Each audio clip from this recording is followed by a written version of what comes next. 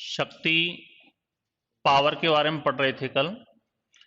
और शक्ति के बारे में बताया था, शक्ति का मतलब होता है किसी वस्तु द्वारा समय के सापेक्ष कार्य करने की दर को क्या कहते हैं? शक्ति कहते हैं। यानी शक्ति बराबर बताया था कार्य बटा समय। कार्य का मात्रक होता है जूल और समय का मात्रक क्या होता है? सेकंड। यानी शक्ति का मात्रक क्या हो गया? जूल बटा सेकंड। यानी एक सेकंड में यदि कोई वस्तु 1 जूल काम करती है तो उस वस्तु की शक्ति क्या होगी? 1 वाट होगी। और शक्ति का सबसे बड़ा मात्रक क्या होता है? शक्ति का सबसे बड़ा मात्रक होता है अश्व शक्ति। शक्ति के बारे में किसने बताया था? वैज्ञानिक जेम्स वाट ने बताया था। इसलिए शक्ति का मात्रक क्या माना जाता है? वाट माना जाता है।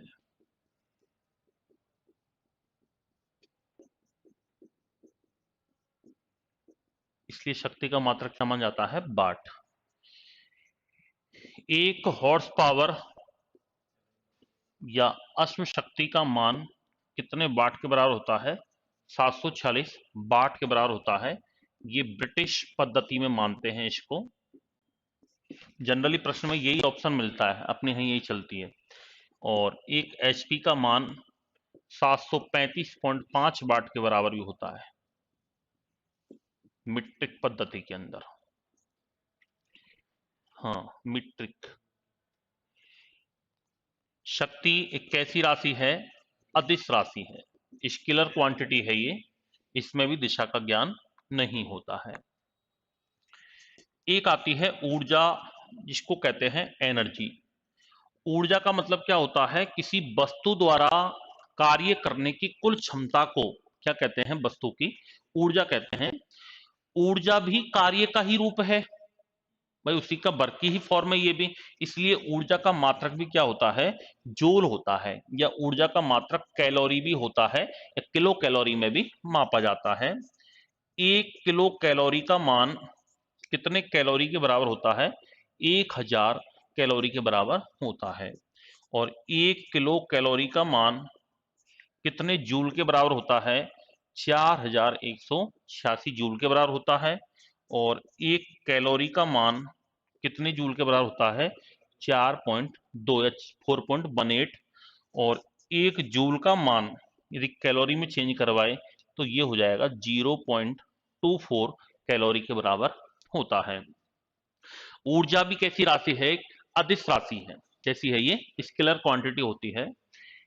इसमें एक डेफिनेशन आती है यांत्रिक ऊर्जा, मैकेनिकल एनर्जी। मैकेनिकल एनर्जी क्या होती है? 2 वस्तु हैं, एक का नाम तो है ए, एक का नाम है बी। जब एक वस्तु द्वारा कोई भी एक ऑब्जेक्ट है, कोई भी थिंग है, उसके द्वारा किसी दूसरी वस्तु पर कार्य किया जाता है, तो जो वस्तु काम करती है उसकी ऊर्जा तो हो जाती है कम, और जिस पर कार्य किया जाता है उसकी ऊर्जा हो जाती है ज्यादा। ए ने काम किया, ऊर्जा किसकी बढ़ी? बी की। हम जनरेटर में हत्था मारते हैं, ऊर्जा हमारी खर्च होती है, जो काम करता है उसकी खर्च होती है, बढ़ती किसकी है? जनरेटर की। तो मैंने जो काम किया उस कार्य के द्वारा जो ऊर्जा गेन हुई है वो ऊर्जा क्या कहलाती है? मैकेनिकल एनर्जी कहलाती है। इस यांत्रिक ऊर्जा के 2 रूप हैं मैकेनिकल एनर्जी के। एक तो है गतिज ऊर्जा, काइनेटिक एनर्जी, और एक होती है पोटेंशियल एनर्जी, स्थितिज ऊर्जा। काइनेटिक एनर्जी, गतिज ऊर्जा का मतलब होता है किसी वस्तु में गति के कारण उत्पन्न ऊर्जा क्या कहलाती है? गतिज ऊर्जा कहलाती है। जैसे बहते हुए पानी में, दौड़ते हुए घोड़े में, धनुष कमान से निकले हुए तीर में, ठीक है। इसके अलावा झरनों से बहते हुए पानी में, गैसों के अणुओं के संचरण में कौन सी ऊर्जा होगी? गतिज ऊर्जा होगी। बहती हुई हवा में, बंदूक से निकली हुई गोली में, धनुष कमान से निकले हुए तीर में, सब में कौन सी ऊर्जा होगी? गतिज ऊर्जा निहित होती है। गतिज ऊर्जा का सूत्र होता है के बराबर हाफ एम बी स्क्वायर। यदि किसी वस्तु का मास दे रखा है, द्रव्यमान, और b4 वेलोसिटी दे रखी है, तो हम उसकी गतिज ऊर्जा निकाल सकते हैं। और स्थितिज ऊर्जा का मतलब होता है किसी वस्तु में विशेष स्थिति के कारण जो एनर्जी उत्पन्न होती है। जैसे एक तो होता है बहता हुआ पानी, उसमें तो होगी काइनेटिक एनर्जी, और किसी बर्तन में या बांध में भरे हुए पानी में होगी पोटेंशियल एनर्जी। पृथ्वी की जो सरफेस है, ये इस सरफेस से ऊपर कोई थिंग है, कोई ऑब्जेक्ट है, इन दोनों के मध्य में कौन सी ऊर्जा एनर्जी होती है? पोटेंशियल एनर्जी होती है, P बराबर mgh। इसके अलावा धनुष कमान की तनी हुई डोरी के अंदर तो कौन सी होगी? पोटेंशियल। और निकले हुए तीर में कौन सी होगी? काइनेटिक होगी। बंदूक से निकली हुई गोली में कौन सी होगी? काइनेटिक। लेकिन अपन जो उसका हत्था दबाते हैं उसमें कौन सी होगी? पोटेंशियल होगी। स्प्रिंग को दबाने में, स्प्रिंग को खींचने में कौन सी एनर्जी होगी? पोटेंशियल एनर्जी होती है। यानी स्थितिज का मतलब होता है विशेष स्थिति के कारण उत्पन्न ऊर्जा क्या कहलाती है? स्थितिज ऊर्जा। घड़ी में चाबी भरने में कौन सी ऊर्जा होगी? पोटेंशियल। और घड़ी की चलती हुई सुइयों में कौन सी होगी? काइनेटिक या गतिज ऊर्जा होती है। फिर आता है इसमें ऊर्जा संरक्षण का नियम। ऊर्जा संरक्षण का नियम क्या कहता है कि चाहे कोई भी भौतिक उपकरण हो, चाहे कोई भी भौतिक इक्विपमेंट हो, कोई भी सिस्टम हो सकता है, उसकी एनर्जी सदैव कांस्टेंट रहती है। यानी ऊर्जा का न तो निर्माण होता है, न ही ऊर्जा नष्ट होती है। ऊर्जा एक फॉर्म से दूसरे फॉर्म में ट्रांसफर होती है। जैसे अपन ने स्विच ऑन किया, इलेक्ट्रिक एनर्जी दी, ट्यूबलाइट जल गई, तो किस में चेंज हो गई? लाइट एनर्जी में चेंज हो गई। मोटर है, मोटर में हमने इलेक्ट्रिक एनर्जी दी, घूमी वो मैकेनिकल, मैकेनिकल में भी वो काइनेटिक एनर्जी में चेंज हो गई। कोयला हमने जलाया, केमिकल एनर्जी है, चेंज इनटू हीट एनर्जी। यानी हर किसी उपकरण की ऊर्जा एक रूप से दूसरे रूप में रूपांतरित होती है। सितार, सितार वगैरह है, अपन मैकेनिकल एनर्जी देते हैं, साउंड एनर्जी निकलती है। माइक है, माइक में हम साउंड देते हैं, वो विद्युत में चेंज होता है। लाउड स्पीकर विद्युत को वापस में चेंज कर देता है, साउंड में चेंज कर देता है।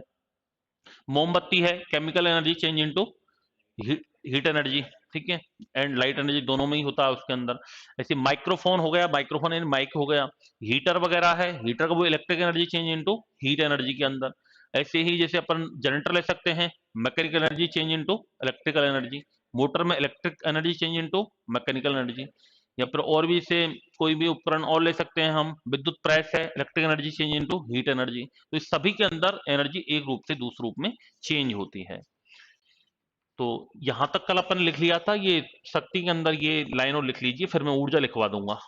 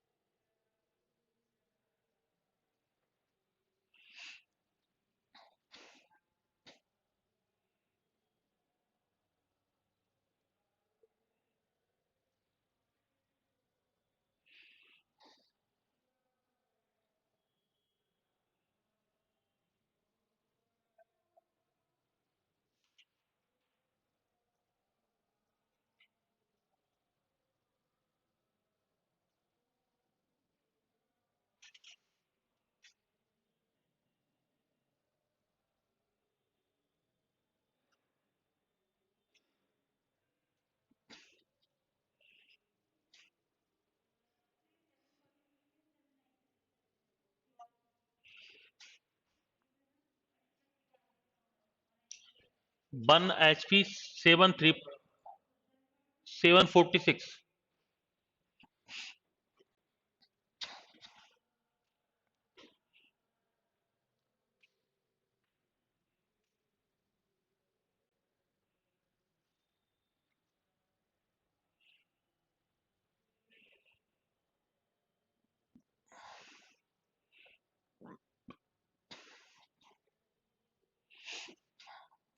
नीचे लिखो ऊर्जा।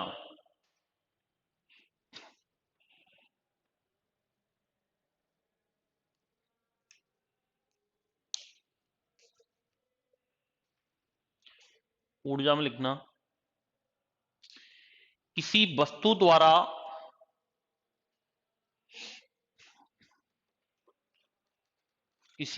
द्वारा कुल कार्य करने की क्षमता को, किसी वस्तु द्वारा कुल कार्य करने की क्षमता को वस्तु की ऊर्जा कहते हैं। वस्तु की ऊर्जा कहते हैं। ऊर्जा कार्य का ही रूप है। ऊर्जा कार्य का ही रूप है, इसलिए इसका मात्रक जूल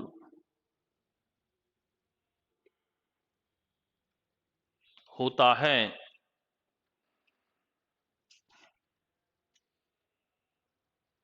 इसे कैलोरी या किलो कैलोरी में भी मापा जाता है। इसे किलो कैलोरी तथा कैलोरी में भी मापा जाता है।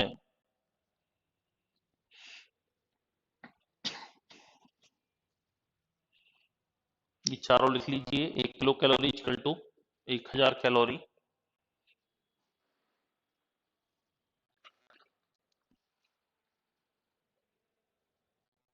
1 kilo calorie equal to 1000 calorie. 1 kilo calorie 4150 joule के बराबर।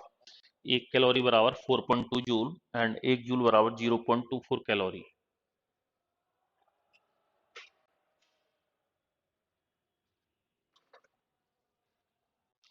0.4 कैलोरी।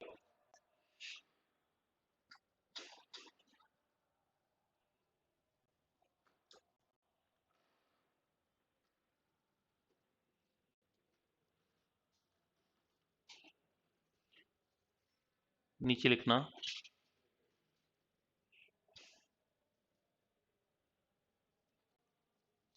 ऊर्जा एक अदिश राशि है, स्केलर क्वांटिटी।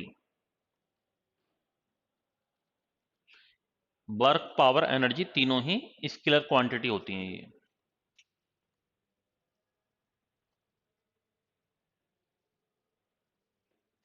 तीनों ही स्केलर क्वांटिटी होती हैं।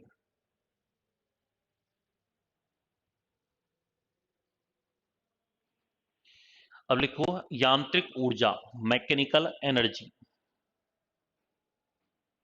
मैकेनिकल एनर्जी, यांत्रिक ऊर्जा।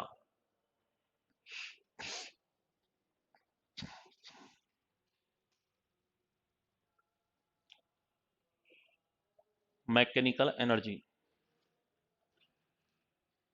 तो जब एक वस्तु द्वारा किसी अन्य वस्तु पर कार्य किया जाता है, जब एक वस्तु द्वारा किसी अन्य वस्तु पर कार्य किया जाता है, जब एक वस्तु द्वारा किसी अन्य वस्तु पर कार्य किया जाता है, तो कार्य करने वाली वस्तु की ऊर्जा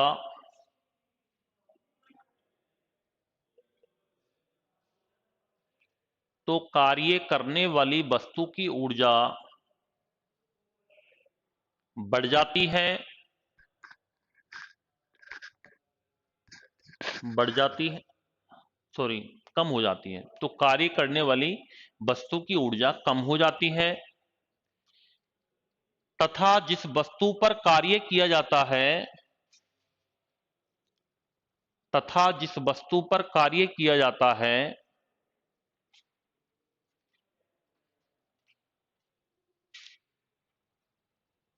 उसकी ऊर्जा बढ़ जाती है।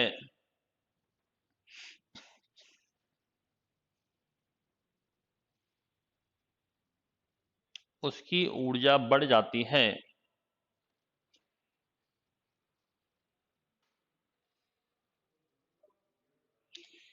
इस प्रकार कार्य द्वारा प्राप्त ऊर्जा, इस प्रकार कार्य द्वारा प्राप्त ऊर्जा यांत्रिक ऊर्जा कहलाती है। यांत्रिक ऊर्जा कहलाती है।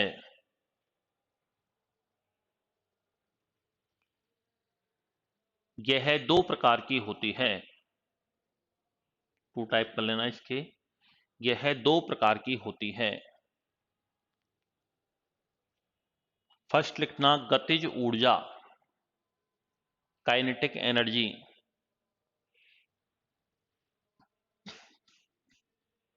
गतिज ऊर्जा,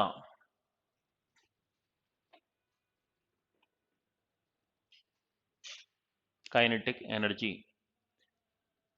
सेकंड लिख लो स्थितिज ऊर्जा, पोटेंशियल एनर्जी। पहला फर्स्ट लिख लेना गतिज ऊर्जा, काइनेटिक एनर्जी।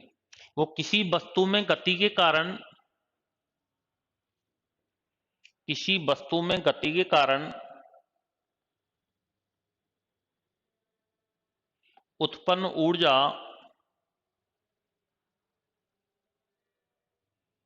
किसी वस्तु में गति के कारण उत्पन्न ऊर्जा गतिज ऊर्जा कहलाती है।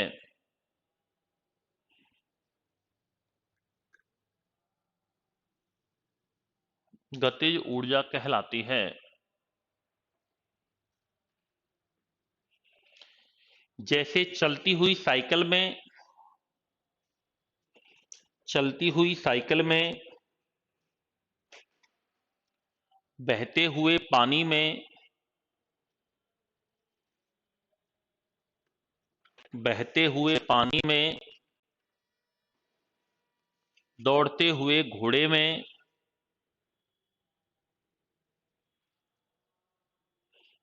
दौड़ते हुए घोड़े में, धनुष कमान से निकले हुए तीर में, धनुष कमान से निकले हुए तीर में,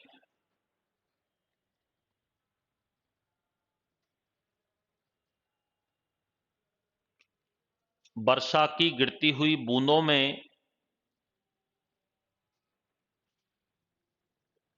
वर्षा की गिरती हुई बूंदों में,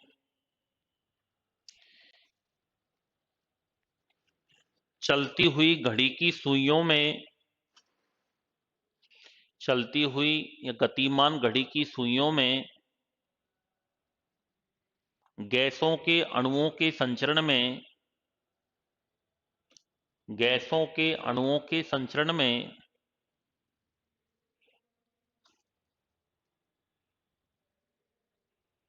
गतिज ऊर्जा निहित होती है। गतिज ऊर्जा निहित होती है।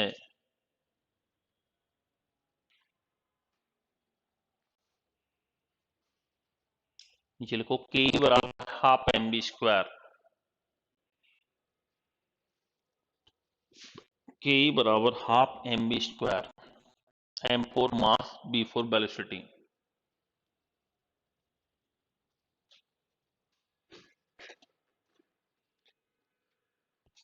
सेकंड लिखना स्थितिज ऊर्जा,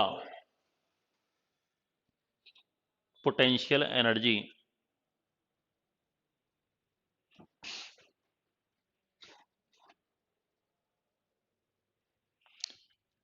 स्थितिज ऊर्जा तो किसी वस्तु में,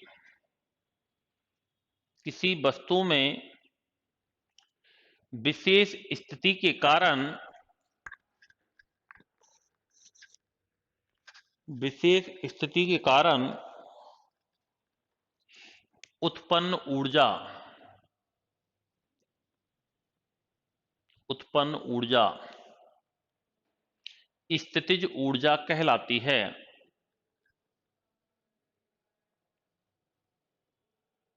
स्थितिज ऊर्जा कहलाती है।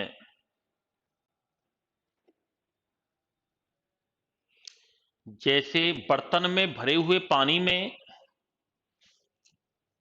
बर्तन में भरे हुए पानी में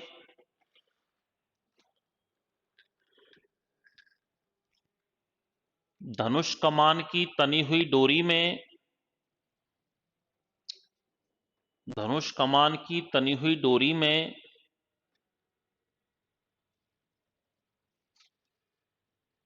घड़ी में चाबी भरने में, घड़ी में चाबी भरने में स्प्रिंग को दबाने तथा खींचने पर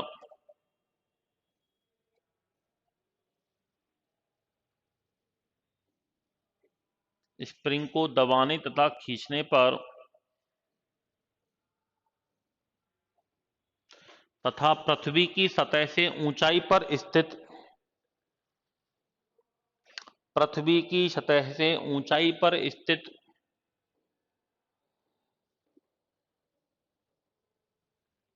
किसी वस्तु में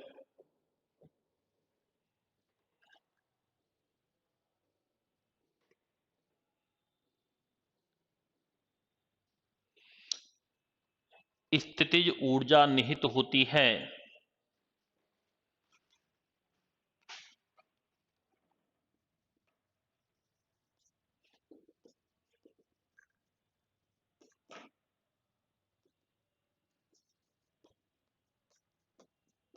जो P बराबर mgh, G for gravitational acceleration,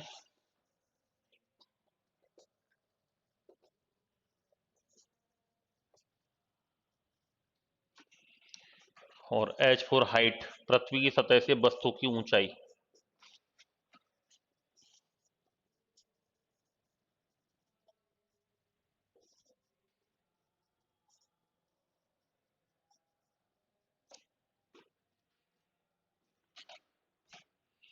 G की वैल्यू 9.8 मीटर प्रति सेकंड स्क्वायर होती है। पृथ्वी पर 9.8 या लगभग 10 मानते हैं इसको।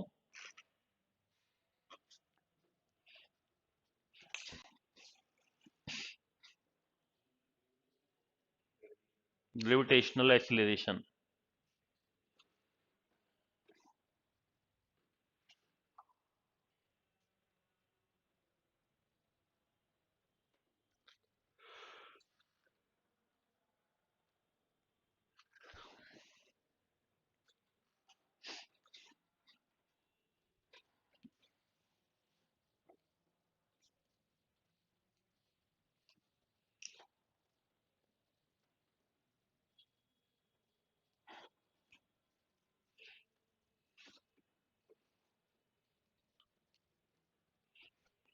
नीचे रखो ऊर्जा संरक्षण का नियम, लॉ ऑफ एनर्जी कंजर्वेशन।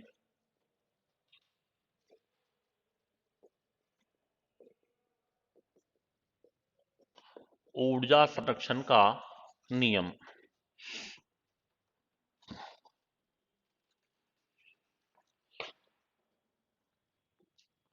को इस नियम के अनुसार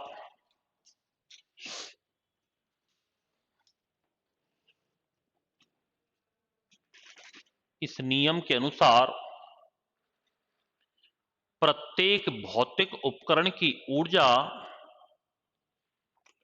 प्रत्येक भौतिक उपकरण की ऊर्जा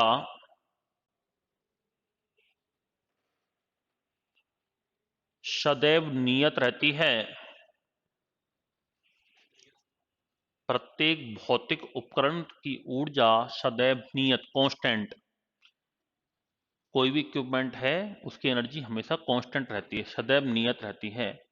अर्थात ऊर्जा का अर्थात ऊर्जा का न तो निर्माण किया जा सकता है,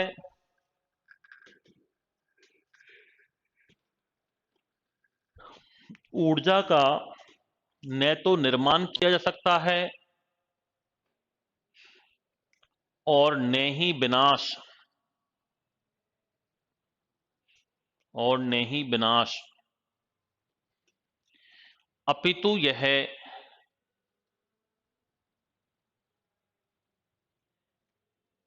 एक रूप से दूसरे रूप में, एक रूप से दूसरे रूप में रूपांतरित होती है, दूसरे रूप में रूपांतरित होती है।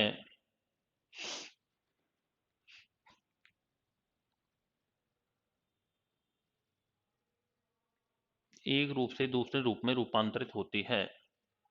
इसे ऊर्जा संरक्षण का नियम कहते हैं। दो कॉलम बना लेना, एक तरफ तो लिख लेना इक्विपमेंट उपकरण और एक तरफ लिख लेना ऊर्जा का रूपांतरण, ट्रांसफॉर्मेशन ऑफ एनर्जी।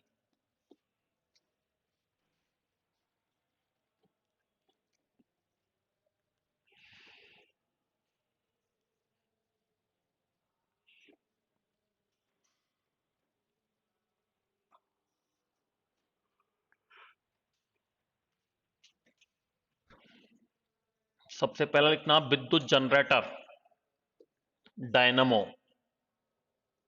या इसको जनित्र कहते हैं। विद्युत जनरेटर, डायनमो या जनित्र।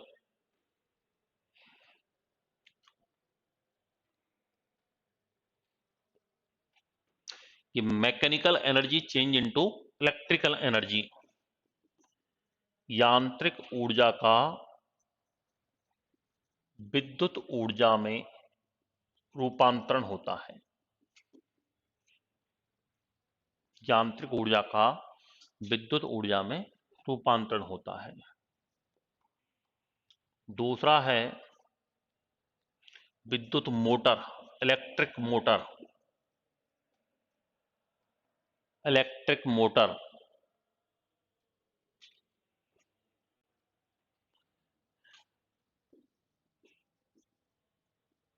विद्युत ऊर्जा का यांत्रिक ऊर्जा में, electrical energy change into mechanical energy.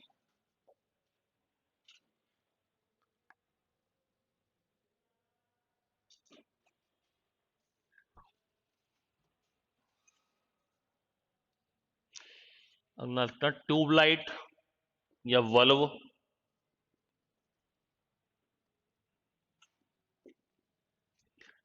विद्युत ऊर्जा का प्रकाश ऊर्जा में, electrical energy change into light energy. विद्युत ऊर्जा का प्रकाश ऊर्जा में, हाँ हीट भी मिलती है, मेनली लाइट के लिए यूज में लेते हैं इसको। और एक होता है सोलर सेल, सोलर प्लेट।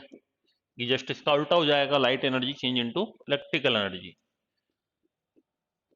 प्रकाश ऊर्जा का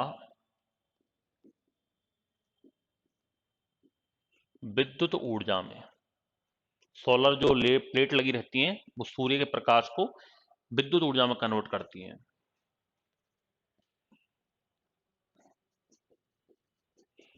माइक्रोफोन, माइक, ध्वनि ऊर्जा का विद्युत ऊर्जा में, sound energy change into electrical energy. ध्वनि ऊर्जा का विद्युत ऊर्जा में।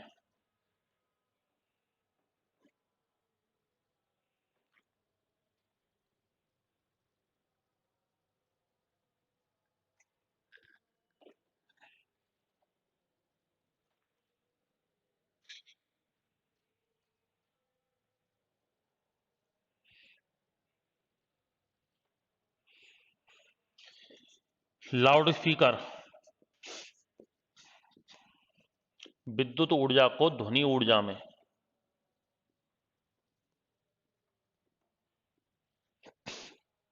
विद्युत ऊर्जा का ध्वनि ऊर्जा में।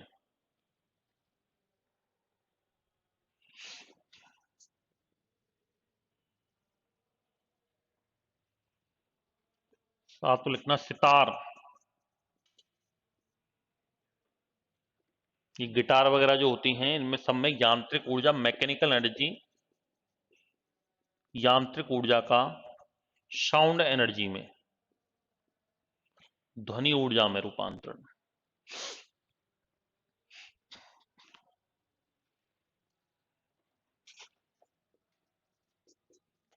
कोयला, कोल, कैंडल्स, मोमबत्ती। रासायनिक ऊर्जा का chemical energy change into heat energy.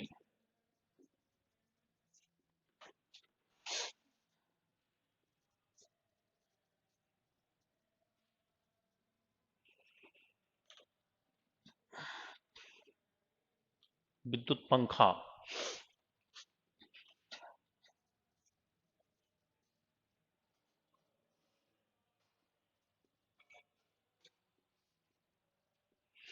विद्युत पंखे में विद्युत ऊर्जा चेंज हो जाती है गतिज ऊर्जा में, या हम मैकेनिकल एनर्जी कह सकते हैं, क्योंकि मैकेनिकल का ये टाइप है ये।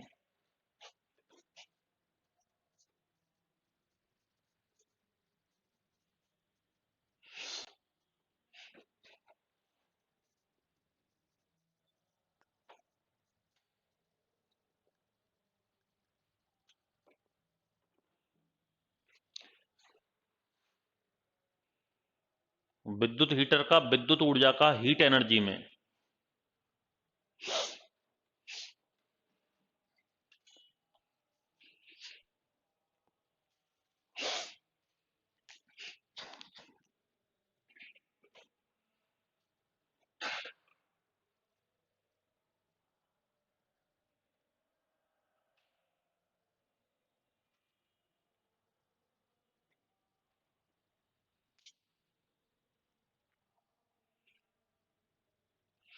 तो ऊर्जा एक फॉर्म से दूसरे फॉर्म में ये ट्रांसफर होती है, इसको कहते हैं एनर्जी कंजर्वेशन लॉ।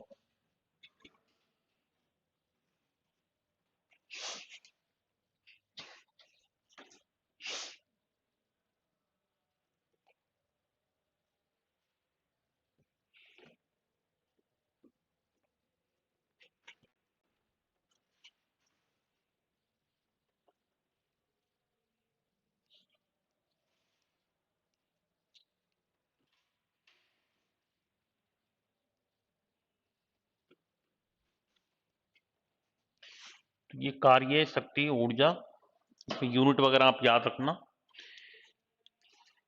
अगला कुछ एक टॉपिक फोर्स के बारे में पढ़ते हैं, बल, फोर्स।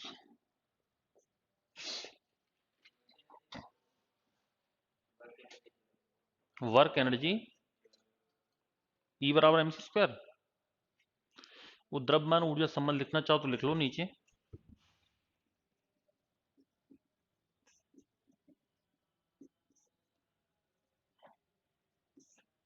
E बराबर mc स्क्वायर, ये कई बार पूछ जाता है, आइंस्टीन का सिद्धांत कहते हैं इनको, आइंस्टीन ने प्रस्तुत किया था ये।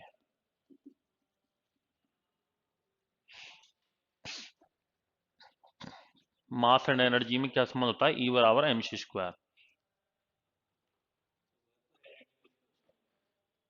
वो थ्योरम नहीं पूछी जाती है, प्रमेय वगैरह वो नहीं आती है इसमें।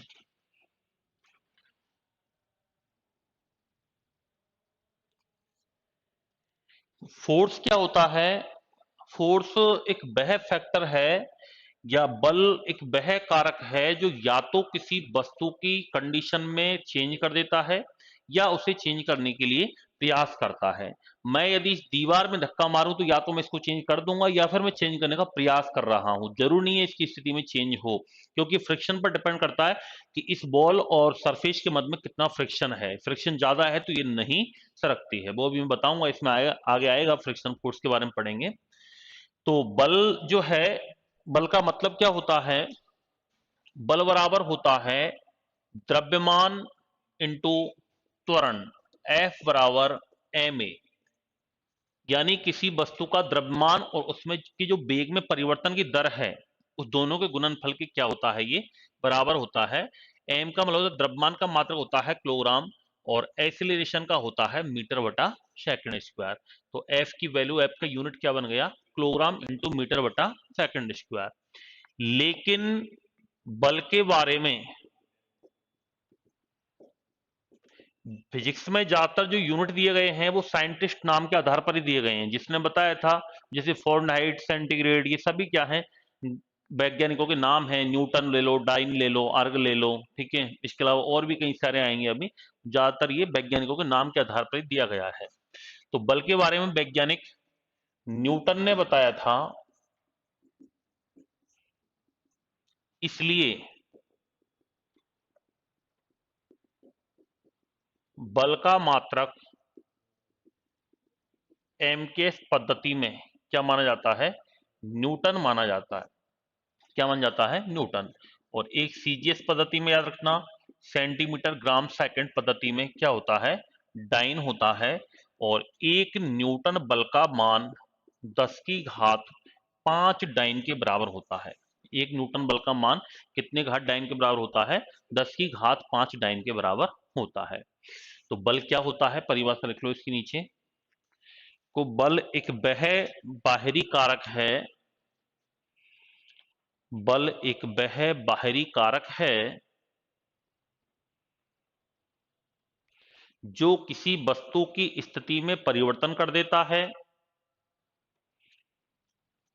जो किसी वस्तु की स्थिति में परिवर्तन कर देता है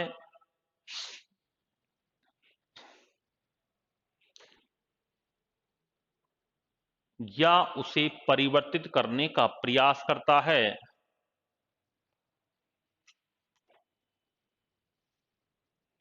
या उसे परिवर्तित करने का प्रयास करता है।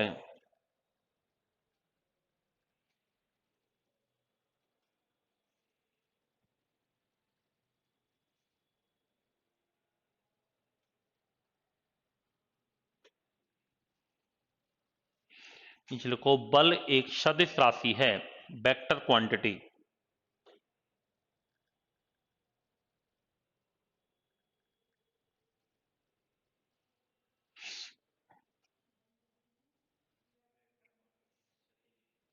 सदिश राशि है। नीचे लिखना,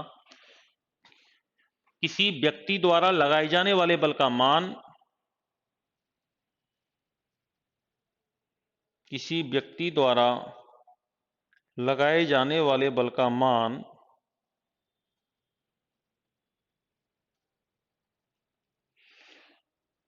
उस वस्तु के द्रव्यमान,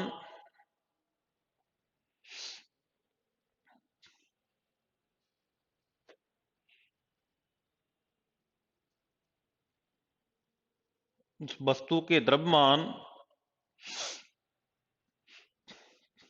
तथा उस वस्तु में उत्पन्न त्वरण के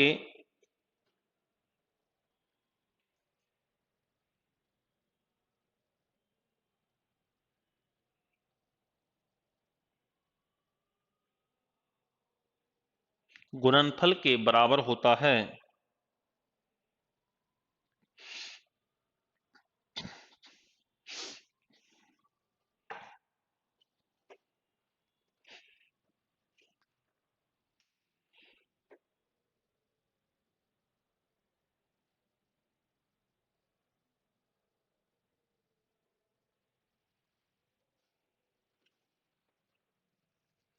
नीचे लिखो, F बराबर एम ए, ये नोट कर लो नीचे।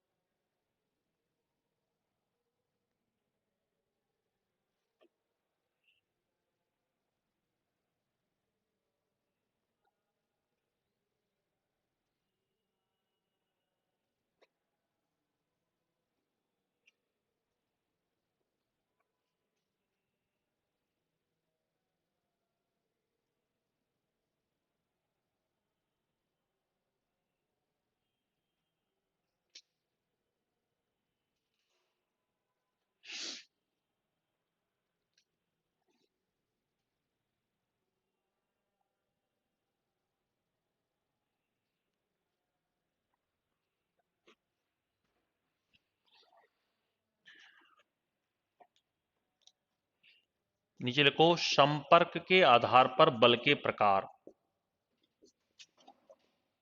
संपर्क के आधार पर या अनुभव के आधार पर बल के प्रकार। पहला लिखना, संपर्क बल।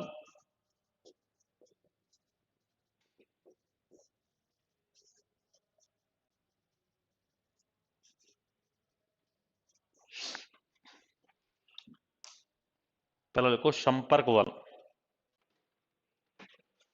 वो जब एक वस्तु द्वारा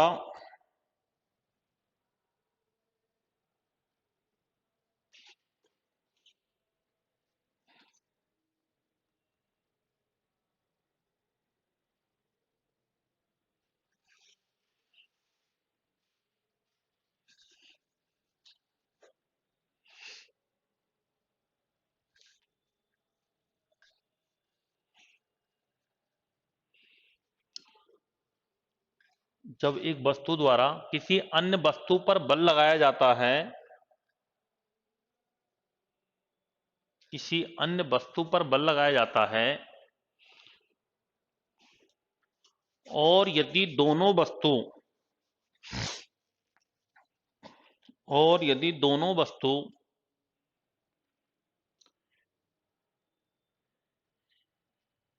एक दूसरे के संपर्क में हों,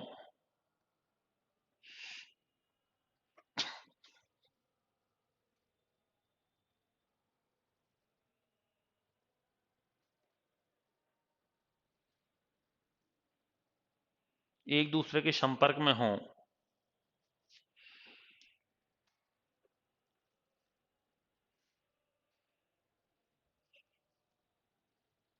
तो उनके मध्य लगने वाले बल को संपर्क बल कहते हैं।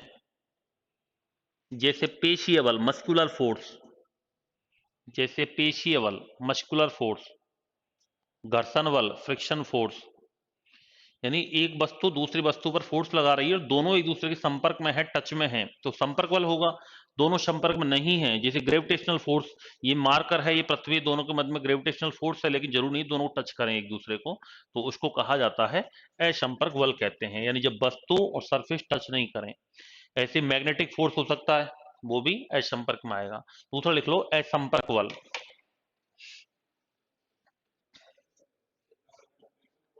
फ्रिक्शन मस्कुलर फोर्स पेशीय बल। असंपर्क बल में लिख लेना जब दोनों वस्तु एक दूसरे के संपर्क में नहीं हो, तब दोनों वस्तु एक दूसरे के संपर्क में नहीं हो।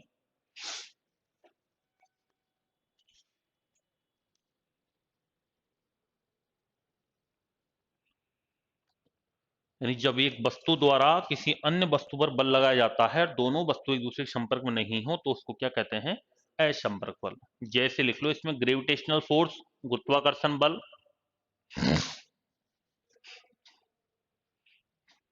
विद्युत चुंबकीय बल इलेक्ट्रोमैग्नेटिक फोर्स,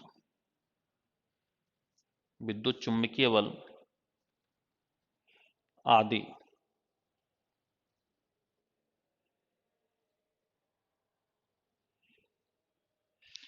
ठीक है, कल पढ़ेंगे पेशीय बल, ग्रेविटेशनल फोर्स, फ्रिक्शन फोर्स, इनके बारे में। Thank you.